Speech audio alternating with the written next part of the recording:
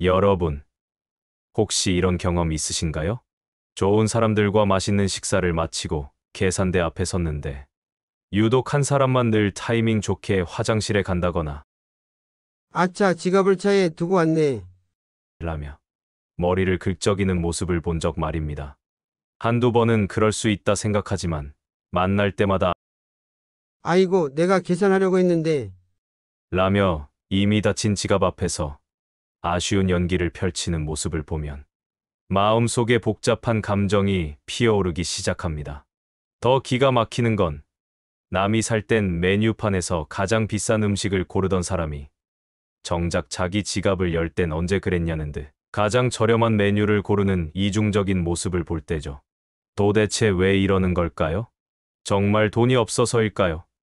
아니면 우리를 그저 돈 내주는 사람으로만 생각하는 걸까요? 이들의 진짜 속마음은 무엇이고 이런 사람들과의 관계를 우리는 어떻게 해야 할까요? 오늘 이 지긋지긋한 고민에 대한 답을 제 인생 경험을 통해 들려드리고자 합니다. 이것은 단순히 밥값에 대한 이야기가 아니라 사람과 관계, 그리고 인생의 본질에 관한 이야기입니다. 저는 올해 62의 평범한 남자입니다. 이 나이가 되니 다른 건 몰라도 사람 보는 눈 하나는 제법 날카로워졌다고 자부합니다. 특히 돈 앞에서 사람이 어떻게 행동하는지를 보면 그 사람의 과거와 현재는 물론이고 미래까지도 짐작할 수 있게 되더군요. 몇 달 전 오랜만에 대학 동창 모임에 나갔다가 그 진리를 다시 한번 확인했습니다. 그 자리에 철호라는 친구가 있었습니다. 예나 지금이나 유쾌한 친구지만 유독 돈 문제에 있어서는 고개를 갸웃하게 만드는 구석이 있었죠. 그날따라 철호는 목소리에 힘을 주며 외쳤습니다. 야, 오늘은 내가 크게 쏜다. 제일 비싼 데로 가자.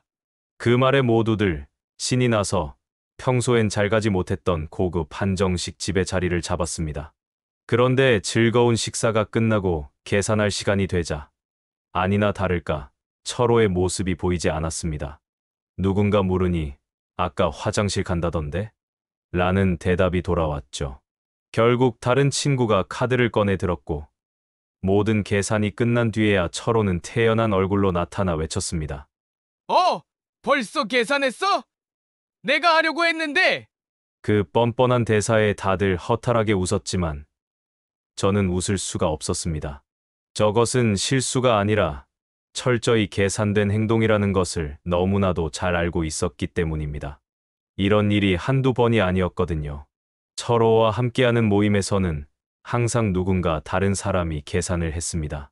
그리고 철호는 항상 다음에 내가 낼게라고 말했지만 그 다음은 결코 오지 않았죠. 더 가관인 건 철호가 자신의 돈을 쓸 때의 모습이었습니다. 평소 우리가 가는 식당보다 훨씬 저렴한 곳을 선택하고 메뉴도 가장 기본적인 것만 시켰어요. 하지만 다른 사람이 사는 자리에서는 특선 메뉴를 주저없이 주문했습니다. 이런 철호의 모습을 보면서 나는 많은 생각을 하게 되었습니다. 도대체 왜 이런 행동을 하는 걸까요? 정말 돈이 없어서일까요? 아니면 다른 이유가 있는 걸까요? 며칠 후 그 친구와 단둘이 마주 앉을 기회가 있었습니다. 저는 넌지시 물었습니다. 철호야, 너는 왜 그렇게 돈 내는 걸 싫어하니? 우리가 너한테 무슨 빚이라도 졌냐? 제 직설적인 질문에 철호는 잠시 머뭇거리더니 오히려 당당하게 말하더군요. 친구야, 솔직히 말해서 나는 내 돈 한 푼이 아쉬워. 난 지금 모아야 해. 너네들이 나보다 훨씬 잘 살지 않나? 그러니 너네들이 내는 게 맞다고 생각해. 나중에 나도 성공하면 크게 쏠게.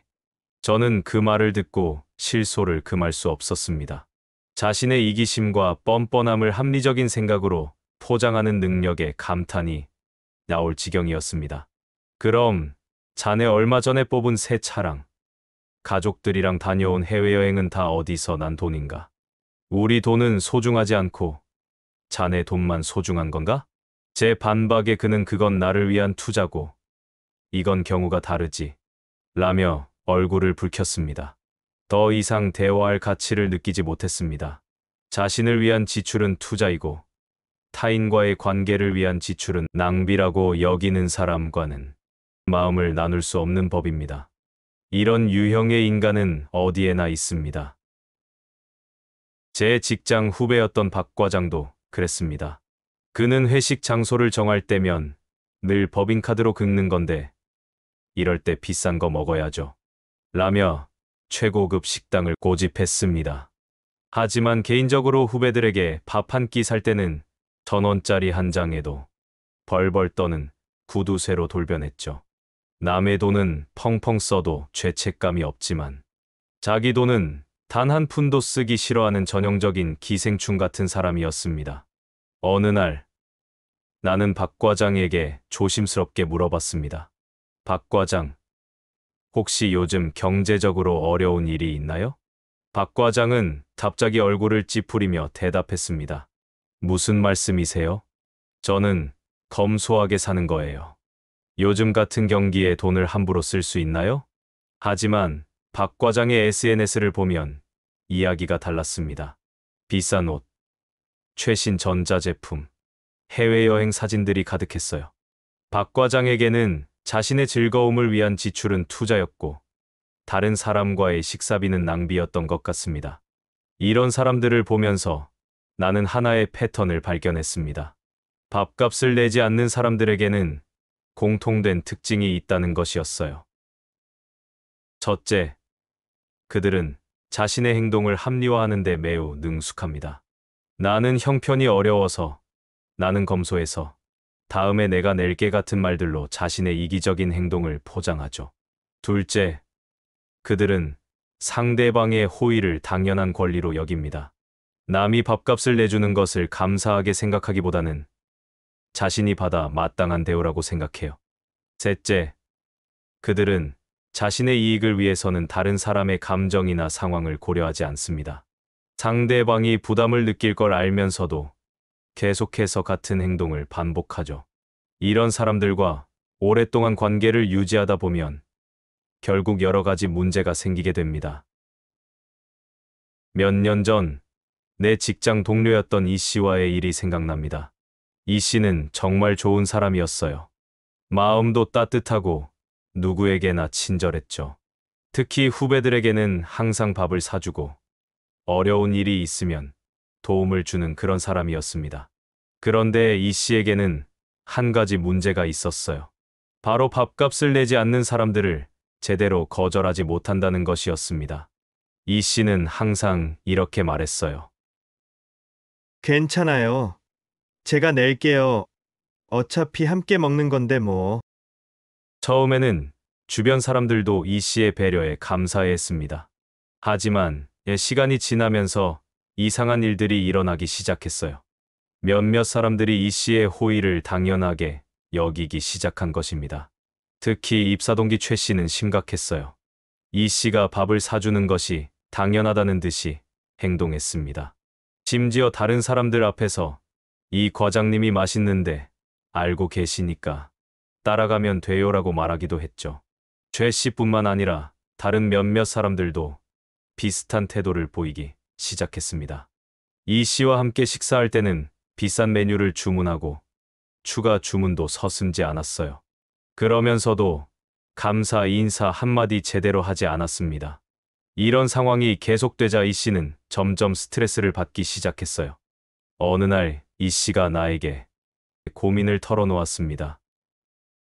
선배, 요즘 너무 힘들어요. 매번 밥값을 내는 것도 부담이지만 더 힘든 건 사람들이 제 호의를 당연하게 여긴다는 느낌이 들어서예요. 저는 이 씨에게 단호하게 조언했습니다. 이 사람아, 그건 더 이상 호의가 아니라 착취야. 당장 멈추게. 자네가 저 스스로를 지키지 않으면 아무도 자네를 존중해주지 않아. 아니라고 말할 용기가 필요해.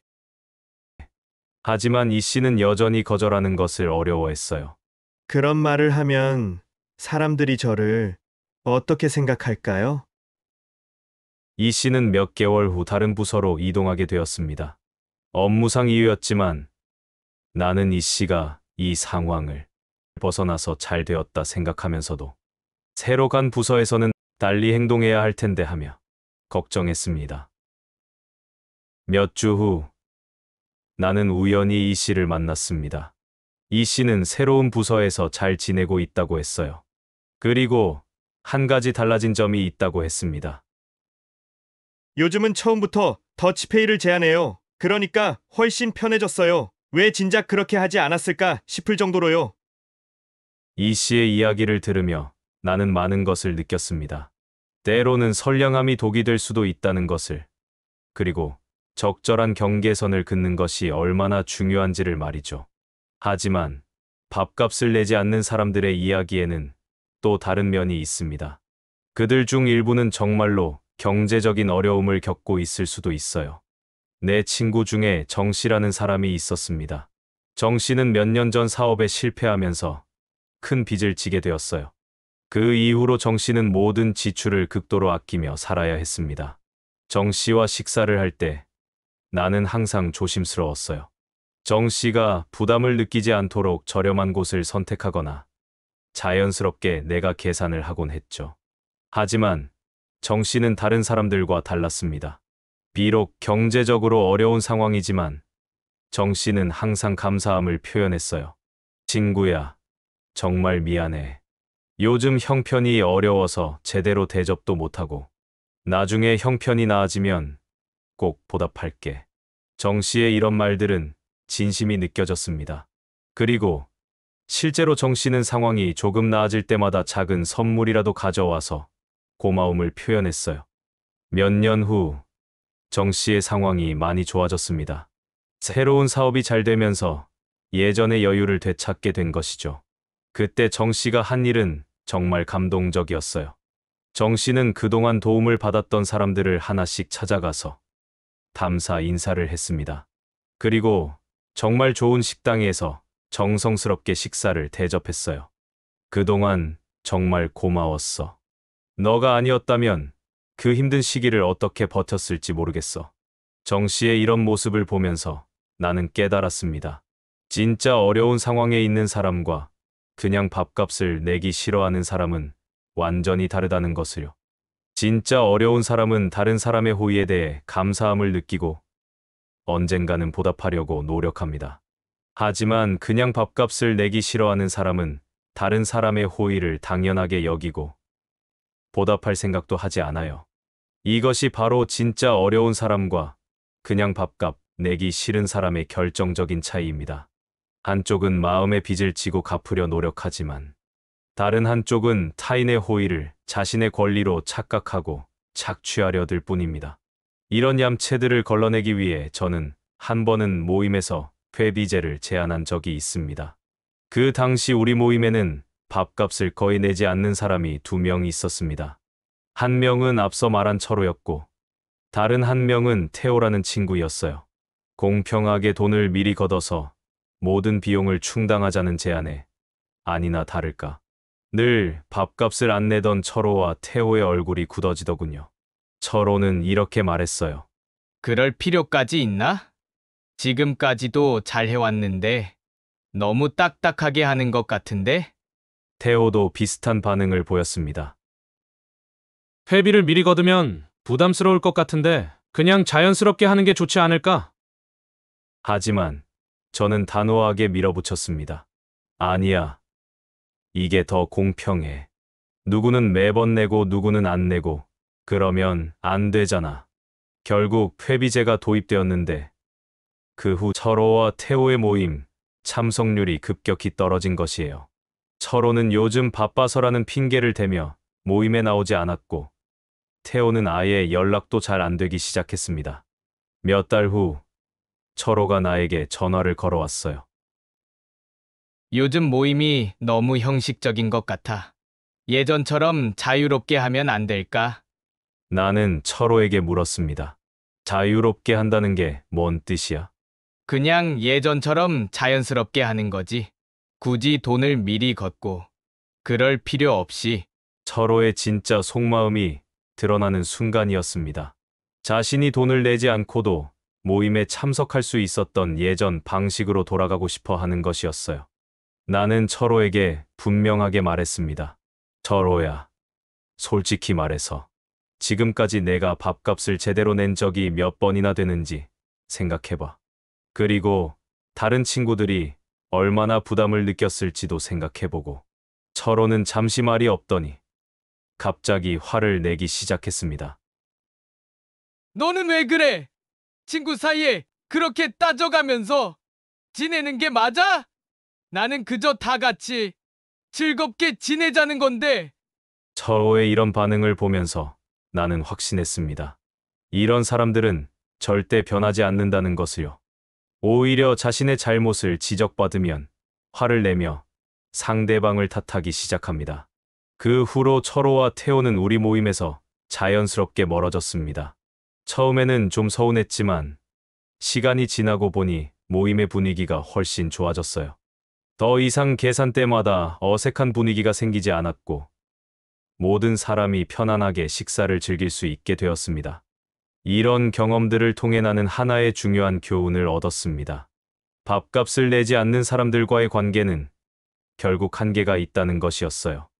물론 모든 사람이 같은 경제적 상황에 있는 것은 아닙니다. 어떤 사람은 정말로 어려운 상황에 있을 수도 있고 어떤 사람은 상대적으로 여유가 있을 수도 있죠. 하지만 중요한 것은 서로에 대한 배려와 존중입니다. 진정한 친구라면 경제적으로 어려운 상황에 있더라도 상대방의 호의에 감사함을 표현하고 언젠가는 보답하려고 노력할 것입니다.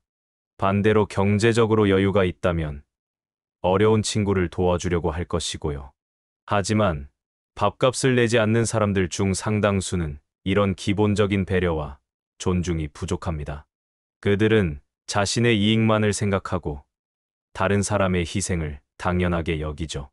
더 심각한 문제는 이런 사람들이 결국 자신도 손해를 본다는 것입니다. 제가 아는 사업가 중에 강 씨라는 사람이 있었습니다. 그는 수백억 자산가로 남부러울 것 없는 성공을 이뤘지만 지독한 구두쇠로도 유명했습니다. 돈이 많으면서도 다른 사람과의 식사비는 절대 내지 않으려고 했던 것이에요. 강 씨는 이런 자신의 행동을 검소함이라고 불렀습니다. 나는 검소하게 살아서 돈을 모을 수 있었어라고 자랑스럽게 말하곤 했죠. 하지만 강 씨의 검소함은 오직 다른 사람과 관련된 지출에만 적용되었습니다. 자신을 위한 지출에는 전혀 아끼지 않았어요. 비싼 골프클럽, 명품 시계, 해외여행. 자신의 즐거움을 위해서는 돈을 물쓰듯 썼습니다. 처음에는 주변 사람들도 강 씨의 성공을 부러워했어요. 강 씨는 정말 돈 관리를 잘하는 것 같아라고 말하기도 했죠. 하지만 시간이 지나면서 사람들의 시선이 달라지기 시작했습니다. 강 씨의 인색함이 점점 도를 넘어서기 시작한 것이에요. 그러던 어느 날, 강 씨가 야심차게 새로운 사업을 시작하며 대규모 투자를 유치하려 했습니다. 그러나 그의 투자 제안에 응하는 사람이 아무도 없었던 것입니다. 왜 그랬을까요? 사람들은 강 씨의 평소 행동을 통해 그의 인격을 판단했던 것입니다. 저런 인색한 사람에게 내 소중한 돈을 맡길 수 있겠어? 밥 한 끼 사는 돈도 아까워하는 사람이 내 투자금을 자기 돈처럼 소중히 여겨줄 리가 없지. 이것이 바로 강 씨를 바라보는 사람들의 공통된 생각이었습니다. 그는 자신의 성공 경력과 화려한 인맥을 믿고 자신만만했지만 결과는 처참했습니다. 저는 한 모임에서 그 이유를 들었습니다. 강 씨가 한 중견기업의 최 회장에게 투자를 설명하는 중요한 저녁 식사 자리였습니다. 최고급 코스 요리가 나왔고 분위기는 화기애애했습니다. 그런데 식사가 끝날 무렵 최 회장이 화장실 간 사이 강 씨는 지배인을 불러 이렇게 말했습니다. 이거 너무 비싼 거 아니오? 미리 알려주셨어야죠. 이렇게 비싼 것이었으면 다른 코스 요리를 주문했을 텐데. 그 순간 부드러운 미소를 지으며 오고 있던 최 회장의 얼굴이 싸늘하게 굳어졌습니다. 그는 지갑을 꺼내 계산을 하며 강 씨에게 나지막이 말했습니다. 강 사장, 사업은 말이오. 결국 사람의 마음에 투자하는 거요. 그런데 고작 밥 한 끼에 벌벌 떠는 사람. 함께하는 사람에 대한 존중도, 관계에 대한 투자도 아까워하는 사람의 마음을 내가 어떻게 믿고 수십억을 맡기겠소? 강 사장에게 밥 한 끼는 돈이지만 나에게 밥 한 끼는 그 사람의 됨됨이를 보는 시간이요. 오늘 식사 잘했습니다. 그 한마디에 강 씨의 얼굴은 잿빛으로 변했습니다. 그가 평생 아끼고 모았던 푼돈들이 결국 그의 가장 큰 자산이었던 신뢰를 갉아먹고 수십억의 기회를 날려버린 것입니다. 공짜 밥을 탐하고 밥값을 아끼려 했던 그의 인색함이 결국 그의 인생 전체를 가난하게 만들어버린 순간이었습니다. 강 씨는 밥값을 아껴서 부자가 되었다고 자랑했지만 실상은 그 반대였습니다. 그는 밥값을 아끼려다 더 큰 것을 잃고 있었던 겁니다. 바로 사람들의 신뢰 말입니다. 사업이든 인생이든 가장 큰 자산은 돈이 아니라 사람의 마음이고 신뢰인데 강 씨는 그 사실을 전혀 모르고 있었던 것이죠. 결국 강 씨의 새로운 사업은 시작도 해보지 못하고 막을 내렸습니다. 투자자를 구하지 못해 자금줄이 막혀버렸기 때문입니다. 강 씨는 사람들을 찾아가 왜 투자를 해주지 않느냐고 원망 섞인 하소연을 했지만 돌아오는 대답은 차가웠습니다. 강 사장, 사업은 사람을 보고 하는 거야. 그런데 솔직히 말해서 나는 강 사장을 믿을 수가 없어. 한 지인이 던진 이 한마디에 강 씨는 큰 충격을 받은 듯했습니다. 그는 그제야 자신이 무엇을 잘못했는지 어렴풋이 깨닫기 시작한 것 같았습니다. 그가 아꼈던 몇만 원의 밥값들이 모여 수억, 수십억의 기회를 날려버린 대가가 되었다는 사실을 말입니다.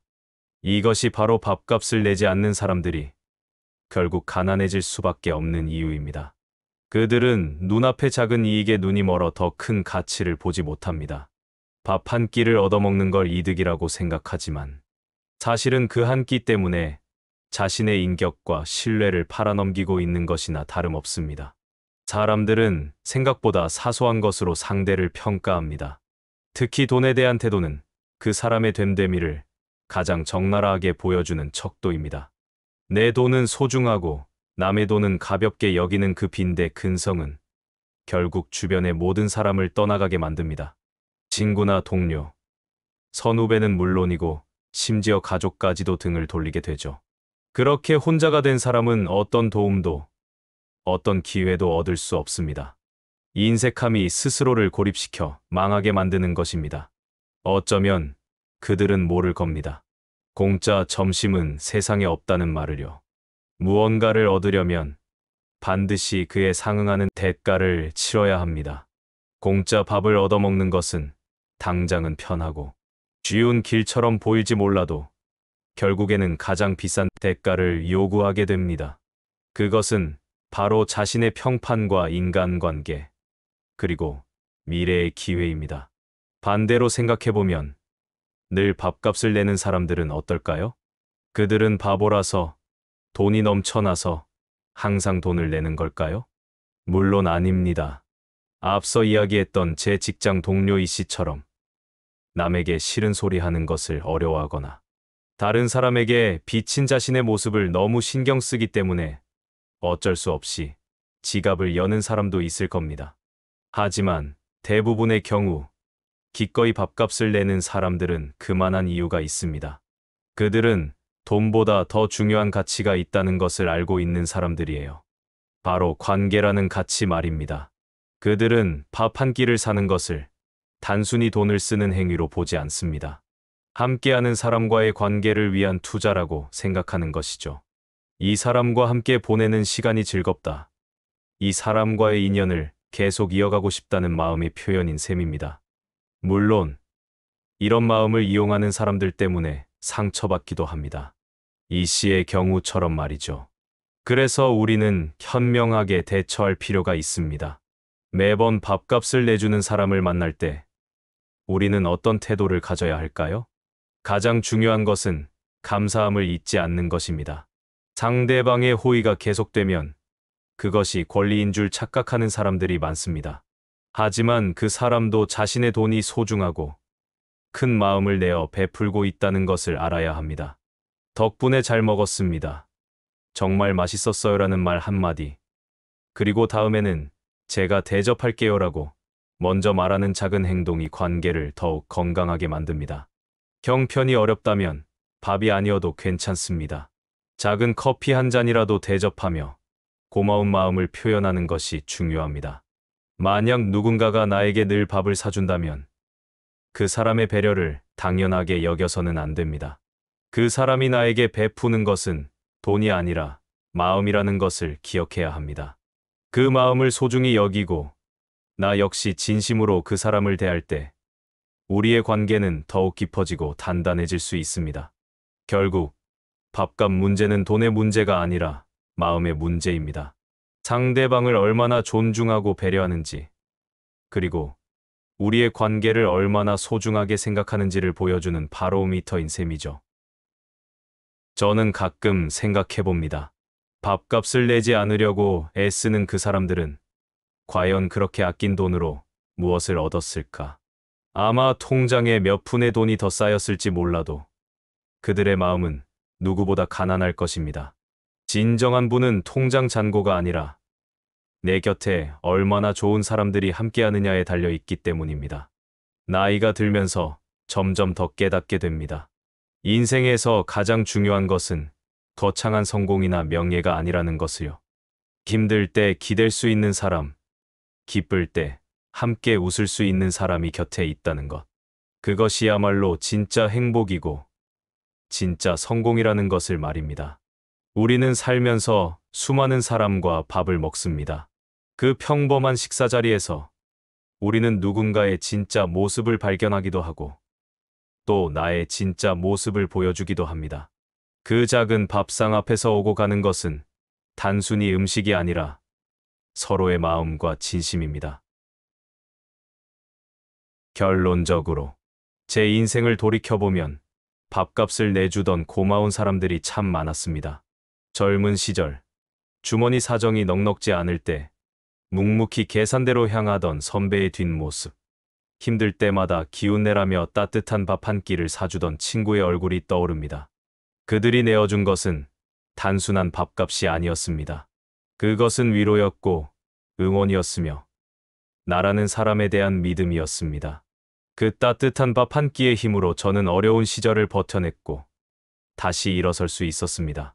그리고 이제는 내가 그들에게 그리고 나의 후배들에게 따뜻한 밥 한 끼를 내어줄 수 있는 사람이 되었습니다. 하지만 모든 관계가 이렇게 훈훈하게만 흘러가는 것은 아니기에 우리는 지혜롭게 대처할 필요가 있습니다. 만약 상습적으로 밥값을 내지 않는 사람 때문에 마음이 불편하다면 다음과 같은 방법들을 고려해 볼 수 있습니다. 관계를 제고하고 거리를 두십시오. 상대의 행동이 심하고 변할 기미가 보이지 않는다면 그 관계를 계속 유지할 필요가 있는지 생각해 보아야 합니다. 특히 이것이 인격의 문제로 판단된다면 관계를 정리하는 것이 자신을 보호하고 더 나은 삶을 사는 현명한 길일 수 있습니다. 만남의 방식을 조절하십시오.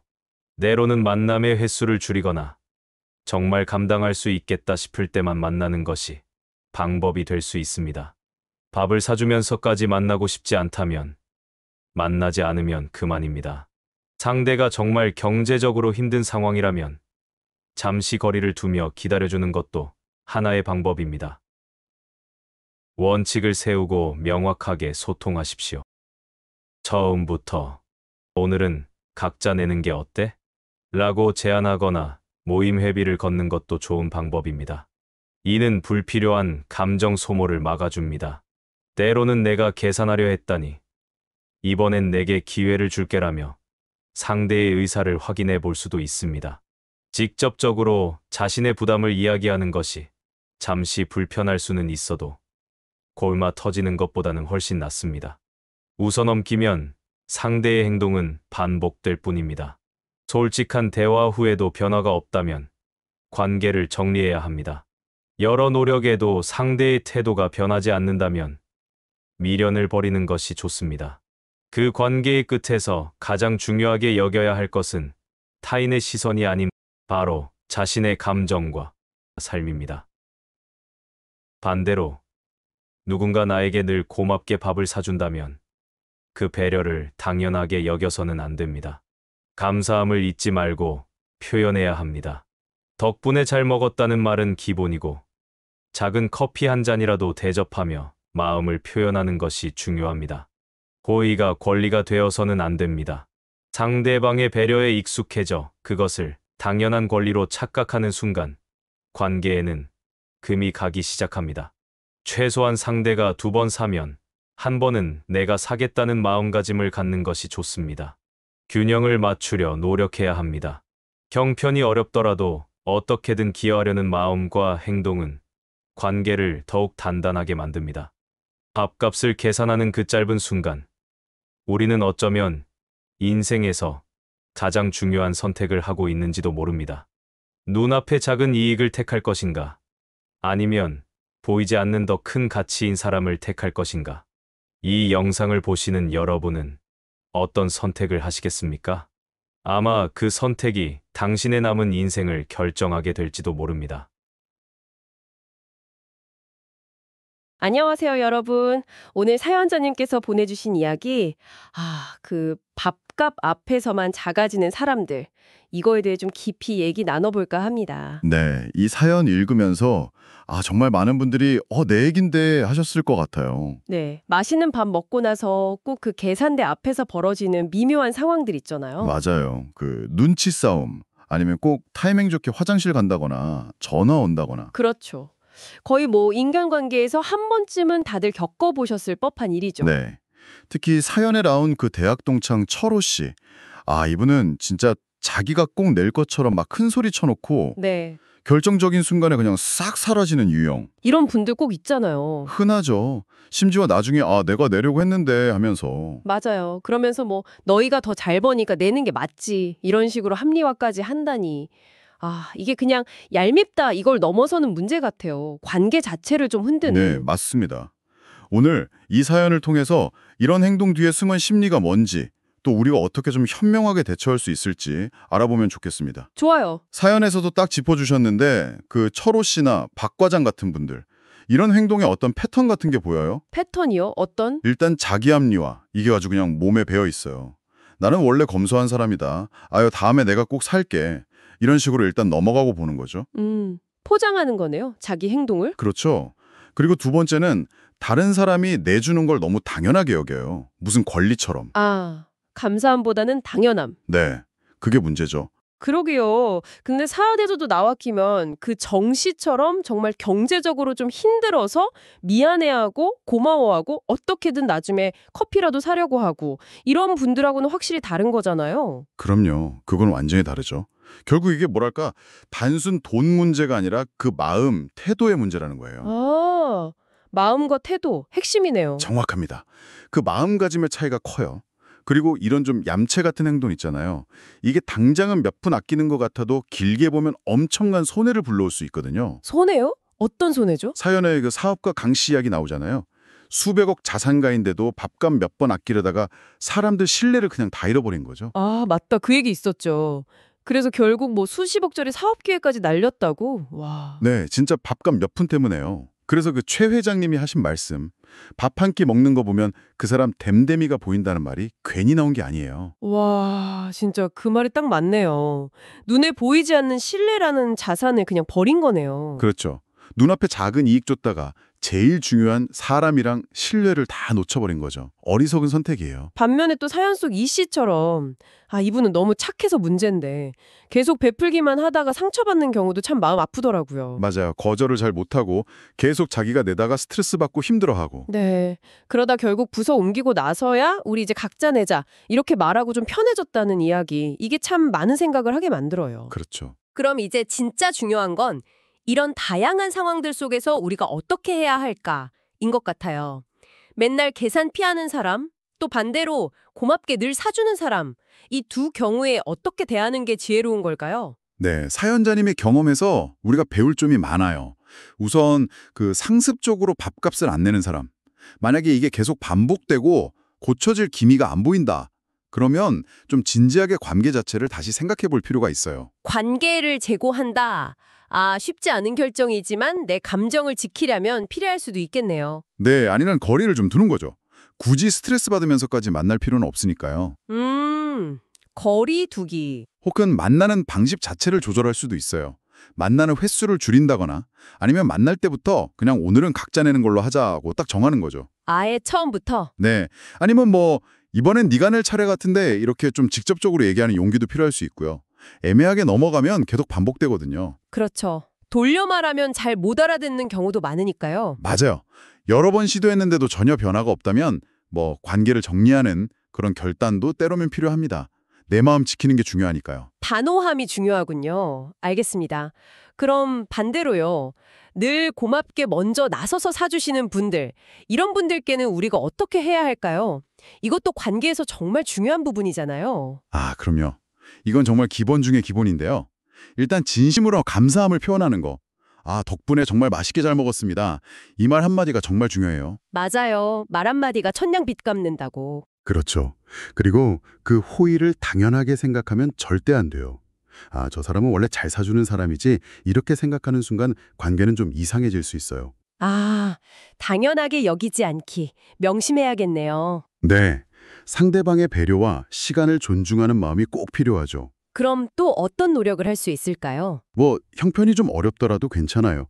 커피 한 잔이라도 다음에 내가 산다든지 아니면 작은 선물이라도 하면서 마음을 표현하고 좀 균형을 맞추려고 노력하는 모습. 그 자체가 중요해요. 아, 꼭 비싼 밥이 아니더라도 마음 표현. 네. 상대가 한두 번 샀으면 그 다음엔 내가 먼저 좀 나서서 오늘은 제가 살게요 하려는 그 마음가짐. 그게 상대방에게 당신의 배려를 내가 소중하게 생각하고 있다는 신호를 보내는 거거든요. 네, 맞아요. 결국 이 밥값이라는 아주 일상적인 문제 앞에서 우리는 매번 선택을 하는 셈이네요. 그렇죠. 눈앞에 그 몇 푼 아니면 사람 사이의 신뢰, 관계라는 더 큰 가치. 어쩌면 그 계산대 앞 정말 짧은 순간이잖아요. 그 순간이 우리가 인생에서 뭘 더 중요하게 생각하는지를 보여주는 어떤 뭐랄까 시험대 같은 건지도 몰라요. 아, 시험대. 네. 눈에 보이는 작은 이익을 택할 거냐 아니면 눈에 보이지는 않지만 훨씬 더 큰 가치, 바로 사람을 얻을 거냐. 와, 의미심장한데요. 사연 보내주신 분도 그리고 지금 이 이야기를 듣고 계신 여러분도 한번 생각해 보시면 좋겠어요. 나는 어떤 선택을 하고 있는가? 그 선택 하나하나가 모여서 결국 여러분의 관계 그리고 삶의 모습을 만들어갈 테니까요. 여러분의 경험은 어떤가요? 비슷한 상황을 겪고 계신다면 댓글로 이야기를 나눠주세요. 서로의 경험을 공유하며 위로받을 수 있을 거예요. 이 영상이 도움이 되셨다면 좋아요와 구독 부탁드립니다. 다음 영상에서 또 만나요. 감사합니다.